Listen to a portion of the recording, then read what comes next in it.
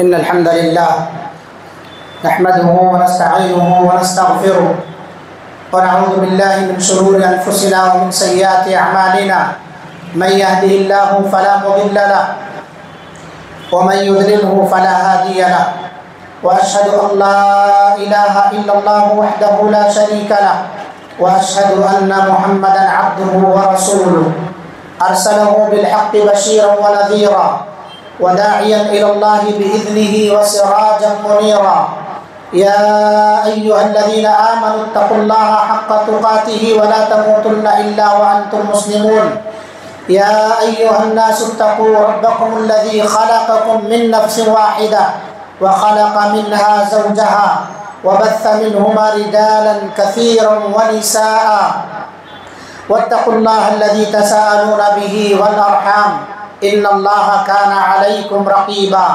يا أيها الذين آمنوا اتقوا الله وقولوا قولا سديدا يصلح لكم أعمالكم ويغفر لكم ذنوبكم ومن يطع الله ورسوله فقد فاز فوزا عظيما أما بعد فإن خير الحديث كتاب الله وخير الهدي هدي محمد صلى الله عليه وسلم وشر الأمور محدثاتها وكل محدثة بدعة وكل بدعة ضلالة وكل ضلالة في النار فأعوذ بالله السميع العليم من الشيطان الرجيم من همزه ونفخه ونفثه بسم الله الرحمن الرحيم أفحكم الجاهلية يبغون ومن أحسن من الله حكما لقوم يوقنون وقال النبي صلى الله عليه وسلم في خطبة حجة الوداع ألا كل شيء من أمر الجاهلية تحت قدمي موضوع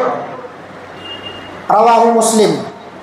حاضرین جمعہ، بزرگوں، نوجوانوں، عزیز بچوں، پردہ نشین اسلامی ماں اور بہنوں، گزشتہ خطبے میں آپ صلی اللہ علیہ وسلم کے خطبہ حجۃ الوداع میں سے ایک امر جسے آپ صلی اللہ علیہ وسلم نے کہا کہ جاہلیت کا سود حرام ہے، تو سود کی حرمت اور بیع و شراء کی تجارت کے فروغ کے سلسلے میں کچھ باتیں آپ نے سنی تھی۔ اسی خطبے کا ایک اہم پہلو جسے آپ نے بیان فرمایا، امور جاہلیت کا خاتمہ۔ آج کے خطبے میں اسی کا تذکرہ کیا جائے گا۔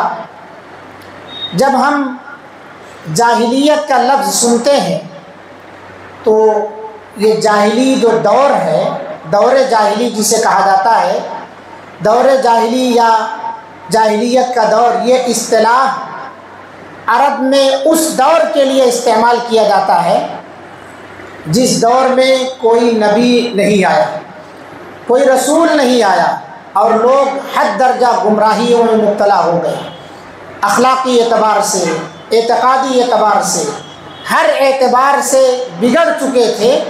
اس دور کو دور جاہلی کہا جاتا ہے، یعنی اللہ کے رسول صلی اللہ علیہ وسلم کی بعثت سے قبل کا جو دور ہے اسے دور جاہلی کہا جاتا ہے۔ طرح طرح کی برائیاں اس دور کے اندر وقوع پذیر ہو گئی تھی۔ اللہ کے رسول صلی اللہ علیہ وسلم نے بہت ساری حدیثوں میں امور جاہلیت کا تذکرہ فرمایا، اور باقاعدہ طور پر بعض اہل علم نے اسی بنا پر جاہلیت کے امور کے نام سے جس کی مخالفت اللہ کے رسول صلی اللہ علیہ وسلم نے فرمائی ہے، کتابیں بھی لکھی۔ شیخ محمد بن عبد الوہاب رحمہ اللہ نے امور جاہلیت کے نام سے کتاب تصنیف فرمائی ہے جس کی مخالفت اللہ کے رسول صلی اللہ علیہ وسلم نے کی ہے۔ شیخ الاسلام ابن تیمیہ رحمۃ اللہ علیہ نے اس سلسلے میں بہت کچھ لکھا ہے، تو علماء نے اسی وجہ سے اس پر کتابیں تصنیف فرمائی ہیں۔ کیوں کتابیں تصنیف فرمائی ہیں؟ دور جاہلیت سے ہمارا کیا لینا دینا ہے؟ میرے بھائیوں، میری ماں اور بہنوں، جاہلیت کے امور کو جب تک ہم پہچانیں گے نہیں تب تک ہم اس سے بچ نہیں سکتے۔ یعنی جب تک ہم یہ نہیں سمجھیں گے کہ یہ چیز بری ہے، یہ چیز ہماری شریعت کے خلاف ہے، یہ ہمارے عقیدے کو تباہ کر دینے والی ہے، یہ ہماری آخرت برباد کر دینے والی چیز ہے۔ جب تک آپ پہچانیں گے نہیں اسے، تب تک آپ اس سے بچ نہیں سکتے۔ اسی لیے اللہ کے رسول صلی اللہ علیہ وسلم نے ایک حدیث کے اندر بیان فرمایا، لَتَتَّبِعُنَّ سَنَنَ مَنْ كَانَ قَبْلَكُمْ، تم البتہ ضرور ضرور اپنے سے پہلوں کی سنتوں پر عمل کرو گے، یہاں تک کہ اگر وہ شبرن بشبرن، ذراعن بذراع، بالشت در بالشت، ذراع بالذراع، یعنی قدم سے قدم ملا کر کے چلو گے، یہاں تک کہ اگر وہ گوہ کی سوراخ میں بھی داخل ہو رہے ہیں تو تم تقلید میں ان سے اتنے آگے بڑھنے کی کوشش کرو گے کہ وہاں بھی داخل ہو جاؤ گے، حالانکہ اس سوراخ میں داخل نہیں ہو سکتے۔ تو اللہ کے رسول صلی اللہ علیہ وسلم نے اس کی وضاحت بیان فرمائی ہے اور اپنی امت کو تنبیہ کیا ہے کہ دیکھو جو پچھلے لوگ گزر چکے ہیں، دور جاہلیت کی جو سنتیں ہیں، یہود و نصارہ کے جو طور طریقے ہیں، اسے اختیار نہ کرنا۔ اور اہل الجاہلیہ جب کہا جاتا ہے تو اہل جاہلیت سے مراد اس کے اندر یہود و نصارہ یا مشرکین مکہ جو بھی زندگی گزر بسر کرنے والے ہوں، تمام کے تمام لوگ اس اصطلاح کے اندر آتے ہیں۔ انہی لوگوں کی مخالفت کے لیے آپ صلی اللہ علیہ وسلم نے فرمایا، الا کل شیء من امر الجاہلیہ تحت قدمی موضوع، جاہلیت کے امور میں سے ہر ایک چیز میرے قدموں کے نیچے، یعنی وہ باطل ہے، لہذا جاہلیت کا کوئی بھی کام نہ کرو۔ اور آپ صلی اللہ علیہ وسلم نے اپنی امت کو تنبیہ کی ہے، آگاہ کیا ہے۔ آپ صلی اللہ علیہ وسلم نے فرمایا، اربع فی امتی من امر الجاہلیہ لا یترکونہن، 4 چیزیں میری امت کے اندر جاہلیت میں سے پائی جائیں گی، وہ اسے چھوڑ نہیں پائیں گے۔ اور ہم دیکھ رہے ہیں موجودہ دور میں وہ 4 چیزیں واقعی طور پر کسی نہ کسی ناحیے سے ابل جاتی ہیں، کبھی نہ کبھی وہ چیز غالب آ جاتی ہے، کتنا بھی بچا کر کے رکھے آدمی، وہ ان چیزوں کا شکار ہو ہی جاتا ہے، جس کی پیشین گوئی محمد الرسول اللہ صلی اللہ علیہ وسلم نے فرمائی۔ لہٰذا ہمیں جاہلیت کے امور سے بچنا چاہیے، جاہلی چیزوں سے بچنا چاہیے، جاہلی عقیدے سے بچنا چاہیے، جاہلی رسم و رواج سے بچنا چاہیے، عادات اور طریقے سے بچنا چاہیے۔ وہ طریقہ چاہے عبادتوں کے اندر کا ہو، وہ طریقہ چاہے ہمارے معاملات کا ہو، وہ طریقہ چاہے نکاح طلاق خلا کسی بھی تعلق سے ہو، تجارت بیع و شرع سے ہو، ہر ایک چیز سے ہمیں بچنا چاہیے۔ اسی میں ہمارے لیے عافیت، کیونکہ ہم اسلام کے ماننے والے ہیں، اور اسلام کا ماننے والا بے لگام نہیں ہوتا، اسلام کا ماننے والا شتر بے مہار نہیں ہوتا ہے، اسلام کا ماننے والا اس کے ناک میں نکیل پڑی ہوئی ہے اسلام کی۔ اسلام جو کہتا ہے اسی کو کرنا ہے، اسلام اٹھنے کو کہتا ہے تو اسے اٹھنا چاہیے، اسلام بیٹھنے کو کہتا ہے تو اسے بیٹھنا چاہیے۔ گویا ہم اس اونٹ کی طرح سے ہیں جس کے ناک میں نکیل پڑی ہوئی ہے اور اس کی ڈور اس کے مالک کے ہاتھ میں۔ ہم اللہ اس کے رسول صلی اللہ علیہ وسلم کے مطیع اور فرما بردار ہیں۔ ہم اپنی من چاہی زندگی گزاریں لیکن اسلامی شریعت کے حد میں، اللہ رب العالمین کے رضا والے کام اعمال انجام دے، محمد الرسول اللہ صلی اللہ علیہ وسلم کے فرامین والے کاموں کو انجام دے جس سے اللہ ناراض ہوتا ہے، جس سے رسول اللہ صلی اللہ علیہ وسلم کی سنت پر زد پڑتی ہو، جس سے اسلام کا تیا پانچا ہوتا ہو، ان تمام چیزوں سے ہمیں اپنے آپ کو بچانا چاہیے۔ اسی لیے آپ صلی اللہ علیہ وسلم نے بیان فرمایا، اربع فی امتی من امر الجاہلیہ لا یترکوہن، 4 چیزیں میری امت کے اندر پائی جائیں گی، لوگ چھوڑنے کو چاہیں گے مگر وہ پیچھا نہیں چھوڑیں گے، کسی نہ کسی طرح سے ان پر وہ چیزیں غالب ہو جائیں گی، لا یترکونہن، اسے چھوڑ نہیں سکتے ہیں۔ جاہلیت کی کیا ہے 4 چیزیں؟ وہ آپ نے فرمایا، الفخر فی الاحساب، اپنی قومیت پر فخر کرنا، حسب کہا جاتا ہے قومیت، اپنی قومیت پر فخر کرنا، میں سعودی کا ہوں، میں ہندوستانی ہوں، میں پاکستانی ہوں، میں فلاں قبیلے کا ہوں، فلاں شہر کا ہوں، یہ قومیت پر فخر کرنا انسان چھوڑتا نہیں، اپنی قومیت پر فخر۔ اللہ کے رسول صلی اللہ علیہ وسلم نے ایک خطبے کے اندر ارشاد فرمایا، یا ایھا الناس ان ربکم واحد، لوگوں سنو تمہارا رب ایک ہے، وان اباکم واحد، تمہارا باپ ایک ہے، تمہارا باپ آدم ایک ہے، الا لا فضل لعربی علی عجمی، نہ تو کسی عربی کو عجمی پر فضیلت ہے، ولا لعجمی علی عربی، نہ کسی عجمی کو عربی پر فضیلت ہے، ولا لاحمر علی اسود، نہ کسی گورے کو کالے پر فضیلت ہے، ولا لاسود علی احمر، اور نہ ہی کسی کالے کو گورے پر فضیلت ہے۔ رنگ و نسل کی بنیاد پر کوئی فضیلت کسی کو حاصل نہیں ہے، قومیت کی بنیاد پر کسی کو کوئی فضیلت حاصل نہیں ہے۔ اگر ہے الا بالتقوی، فضیلت ہے تو اس کا معیار تقوی ہے۔ اسی لیے آپ صلی اللہ علیہ وسلم نے قرآن مجید کی آیت کریمہ ارشاد فرمائی، ان اکرمکم عند اللہ اتقاکم، اللہ کے نزدیک تم میں معزز وہ شخص ہے، اللہ کے نزدیک تم میں مکرم وہ شخص ہے، اتقاکم، جو تم میں سب سے زیادہ اللہ سے ڈرنے والا ہو، حلال و حرام کی تمیز کرنے والا ہو، ہمیشہ اللہ رب العالمین کے احکام کو بجا لانے والا ہو، اس کے نواہی سے اجتناب کرنے والا ہو۔ یہی تقویٰ ہے، یہی تقویٰ کی تعریف ہے۔ اللہ نے جس چیز کا اسے حکم دیا ہے اس کو انجام دے، جس سے اللہ نے روک دیا ہے فوراً اپنے آپ کو پیچھے ہٹا لے، باز آ جائے اس چیز سے۔ ان اکرمکم عند اللہ اتقاکم، اس حدیث پر اگر ہم غور کریں تو آپ صلی اللہ علیہ وسلم نے ایام تشریق میں خطبہ دیا تھا، دو اہم باتوں کی طرف تاکید فرمائی۔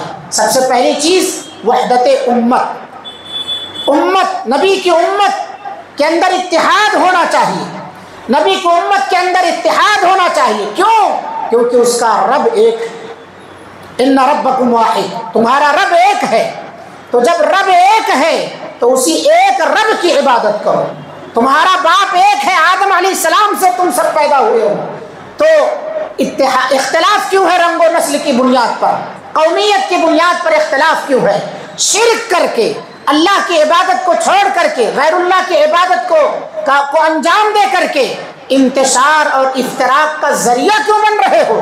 گویا شرک یہ سب سے بڑا ذریعہ ہے امت کے اندر اختلاف برپا کرنے کا، شرک یہ سب سے بڑا ذریعہ ہے ہماری وحدانیت کو پارا پارا کرنے اور توڑنے کا، شرک یہ سب سے بڑا ذریعہ ہے دلوں کو توڑنے کا، شرک یہ سب سے بڑا فساد ہے۔ اسی لیے اللہ رب العالمین نے تمام انبیاء کرام کو توحید کی دعوت دینے کے لیے مبعوث فرمایا، وَلَقَدْ بَعَثْنَا فِي كُلِّ أُمَّةٍ رَسُولًا أَنِ اعْبُدُوا اللَّهَ وَاجْتَنِبُوا الطَّاغُوتَ، ہر امت میں ہم نے جو بھی رسول بھیجا ہے سب کی دعوت کا محور اور سب کا مشن یہی تھا، ان اعبدوا اللہ، اللہ کی عبادت کرو، واجتنبوا الطاغوت، اور طاغوت کی عبادت سے بچو۔ طاغوت کی عبادت تمہیں آپس میں توڑ کر رکھ دے گی، تم الگ خدا بناؤ گے، تم الگ معبود بناؤ گے، اس قبیلے کا الگ معبود ہوگا، کسی کا چھوٹا، کسی کا موٹا، کسی کا لمبا، یا اسی طرح سے کسی کو لوگ زیادہ پاورفل سمجھیں گے۔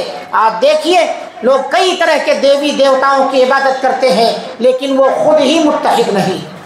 اس کا مطلب یہ ہے کہ جو نعرہ لگاتے ہیں اتحاد کا وہ خود متحد نہیں ہے۔ وجہ کیا ہے؟ ان کے اندر توحید نہیں ہے۔ توحید تمام عبادتوں کا لب لباب ہے، توحید معاشرے کے اندر فساد بگاڑ کو دور کرنے کا سب سے بڑا ذریعہ ہے۔ اس لیے امت محمدیہ توحید پر قائم رہو، اس سے تمہارے اندر اتحاد جاگے گا، توحید پر قائم رہو گے، اختلاف اور انتشار سے بچ جاؤ گے، اپنے اندر ریا اور نمود کو نکال دو۔ دوسری بات جو آپ صلی اللہ علیہ وسلم نے اس خطبے کے اندر تاکید فرمائی ہے، آپ صلی اللہ علیہ وسلم نے بیان فرمایا کہ رنگ و نسل کی بنیاد پر کوئی فخر نہ کرے۔ رنگ و نسل کی بنیاد پر آپ صلی اللہ علیہ وسلم نے بیان فرمایا، قومیت کی بنیاد پر، رنگ و نسل کی بنیاد پر کسی کو فخر حاصل نہیں ہے۔ آج خوبصورتی ہے، کل وہ خوبصورتی ملیا میٹ ہو جائے گی۔ آج آپ یہاں کے ہیں، کل کسی جگہ جا کر کے مر جائیں گے۔ آپ اپنے آپ کو کہیں کہ میں فلاں جگہ کا رہنے والا ہوں، سعودی کا رہنے والا ہو، دبئی کا رہنے والا، دنیا کے کسی خطے کا رہنے والا ہو، انما المؤمنون اخوہ، آپس میں سب مومن بھائی بھائی۔ قومیت کی بنیاد پر، رنگ و نسل کی بنیاد پر کوئی فخر نہیں ہے۔ ان اکرمکم عند اللہ اتقاکم، تو الفخر فی الاحساب، یہ آپ صلی اللہ علیہ وسلم نے بیان فرمایا جاہلیت کے امور میں سے۔ اگر کسی کے اندر یہ جذبہ جاگتا ہے کہ میں فلاں جگہ کا ہوں اس لیے مجھے فوقیت حاصل ہونی چاہیے، تو اس کے اندر جاہلیت کی بو پائی جا رہی ہے۔ اور آپ صلی اللہ علیہ وسلم نے ان سب کو کفر سے تعبیر کیا ہے، یہ سب کفر ہے، کفری عقیدے ہیں، کیونکہ نبوت سے پہلے کا جو زمانہ تھا وہ کس ملت پر مرے ہیں، وہ کون سے دین اور دھرم پر مرے ہیں؟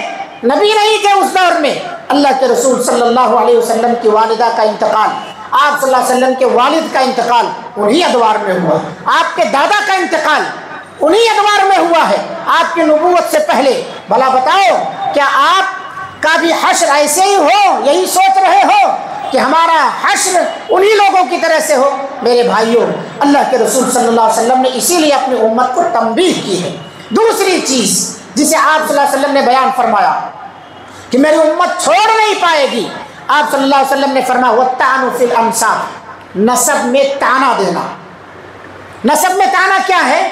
یعنی کوئی آدمی ہے، کوئی شخص ہے، اسے آپ کہیں کہ تیرا باپ ایسا ہے، تیری ماں فلانی ایسی ہے، تو اپنے باپ کا بیٹا نہیں لگتا ہے، طرح طرح کے، یعنی یہ نسب میں طعنہ دو طرح سے بھی ہو سکتا ہے، زبانی طور پر بھی ہو سکتا ہے، فعلی طور پر بھی ہو سکتا ہے، کچھ اشارے کر کے بھی آپ اس کی تذلیل کر سکتے ہیں، سمجھ گیا معلوم ہے تیری غلطی نہیں ہے نا، پتہ لگ گیا تو کہاں کا ہے، تیری غلطی نہیں، یہ سب اسی طعنہ زنی کے اندر آتے ہیں۔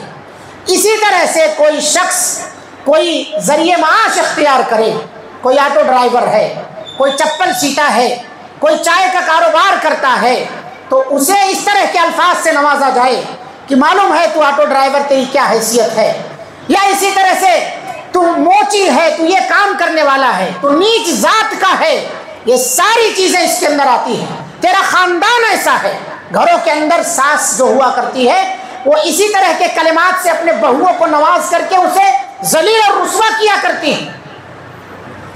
دیکھے تو تھے نہیں کچھ، آ گئے سب بنے بنائے چیزوں پر، بیٹھ گئے راج گدی پر، اس طرح کے طعنے جو دے رہی ہے یہ ناشکری ہے، یہ ناشکری ہے۔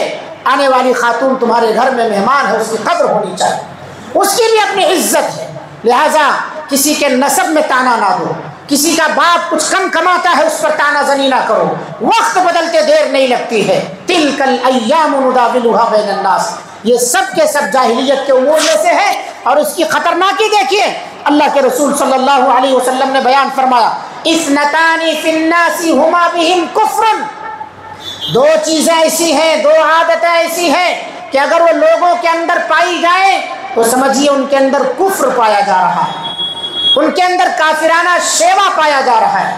الطعن فی النسب والنیاحۃ علی المیت، نسب میں کسی کے طعنہ کرنا اور میت پر نوحہ کرنا، یہ دو چیزیں ایسی ہیں کہ اگر کسی کے اندر پائی جا رہی ہیں تو اس کے اندر کفر پایا جا رہا ہے۔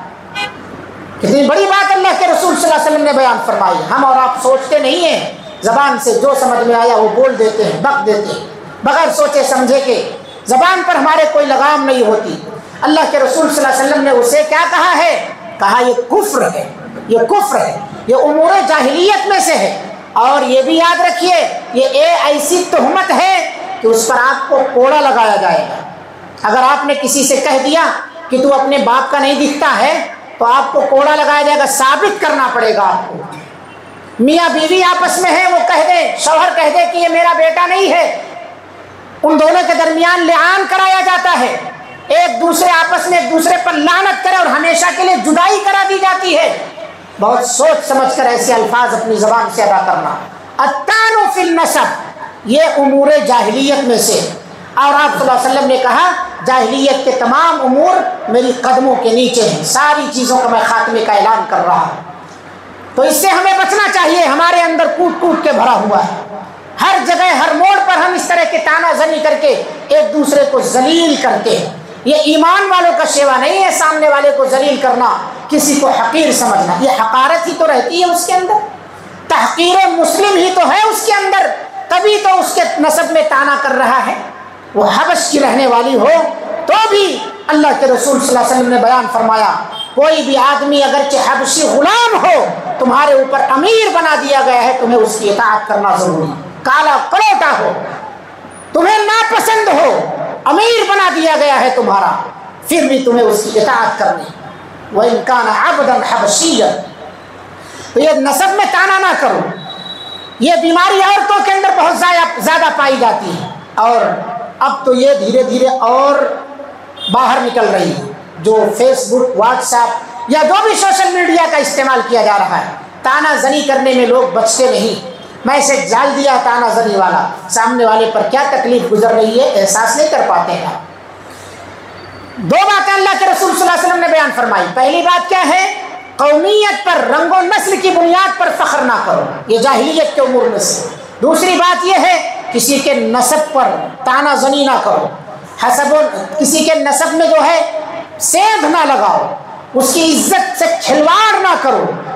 اسلام کے اندر مسلمانوں کی عزت کا بڑا احترام کیا گیا ہے، لہذا ہر ایک آدمی آپ کی نگاہ میں معزز ہونا چاہیے۔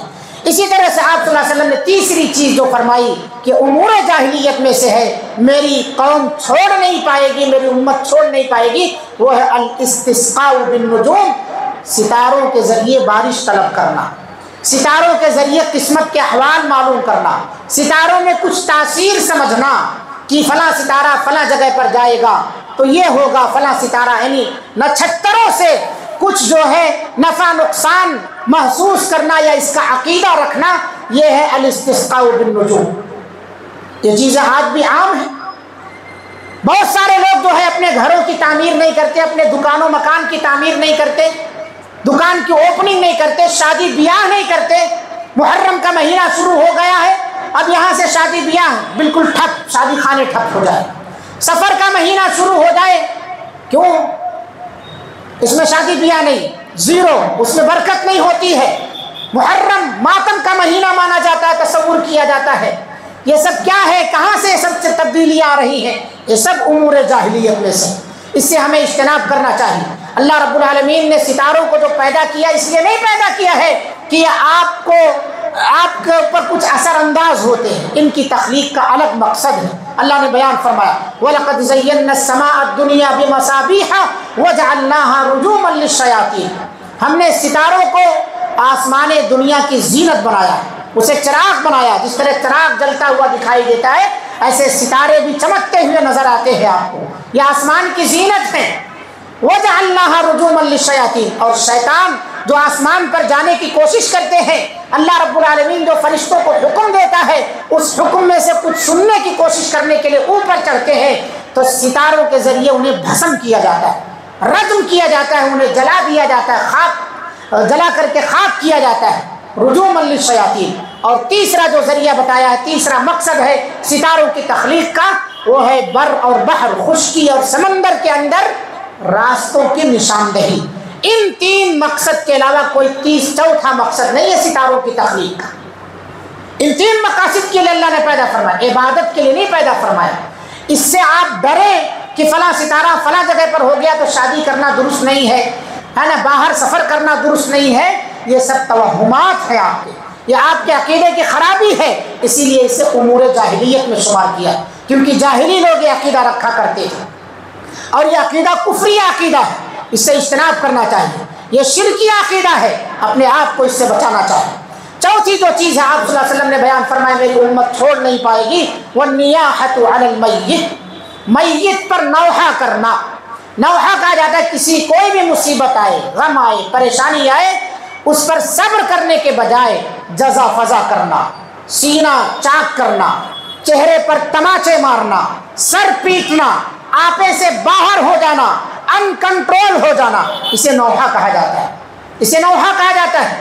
اور اللہ کے رسول صلی اللہ علیہ وسلم نے اس عورتوں کو، یہ نوحہ کی بیماری عورتوں میں حد سے زیادہ پائی جاتی، النائحۃ، وہ نوحہ کرنے والی عورت جو نوحہ کر رہی ہے، اگر مرنے سے پہلے اپنے نوحہ والی عادت سے توبہ نہیں کر لی تو آپ صلی اللہ علیہ وسلم نے بیان فرمایا النائحۃ اذا لم تتب، نائحہ اپنی موت سے پہلے اگر توبہ نہیں کر لی تو قام یوم القیامت، اسے قیامت کے دن کھڑا کیا جائے گا، وعلیہا سربال من قطران، اس کے اوپر تارکول کا لباس ہوگا، سربال اس کے اوپر تارکول کی ایک قمیص ہوگی، وَدِرْعٌ مِّن جَرْبٍ، اور ایسا لباس اس کے اوپر ڈالا جائے گا، اس کے جسم کو ایسے لباس سے ڈھانکا جائے گا جس سے خارش کی بیماری ہوگی، کھجلاہٹ ہوگی، اس میں اللہ محفوظ فرمائے۔ النائحۃ اذا لم تتب قبل موتها، نوحہ کرنے والی عورت موت سے پہلے اگر اپنے موت سے پہلے توبہ کیے بغیر مر گئی تو یہ اس کی سزا ہوگی۔ عورتوں کے اندر یہ بیماریاں بہت زیادہ عام ہیں۔ انتقال کب ہوا ہے اور رو رہی ہے، 2 سال 4 سال 10 سال صبر کرو صبر کرو. صبر انما یوفی الصابرون اجرهم بغیر حساب. صبر کرنے والوں کو اللہ تعالیٰ بے حساب اجر عطا فرماتا ہے. ان اللہ مع الصابرین.